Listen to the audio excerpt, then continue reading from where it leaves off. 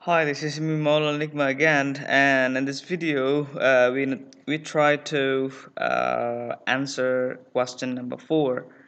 Oke, di video kali ini kita akan mencoba mengerjakan soal nomor 4, ya.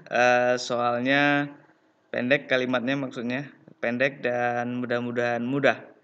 Dan ternyata memang mudah. Yang penting Anda harus tahu ini masalahnya tentang apa, ya.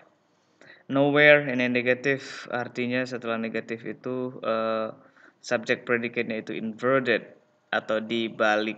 Oke, karena sudah ketahuan kebalik, harus dibalik, maka pilih aja A, B, C, D yang terlihat verbnya dulu baru subject. Dan di sini yang terlihat langsung ada verbnya adalah C, or retail trade figures. Okay, so the answer is C. Jawabannya adalah C.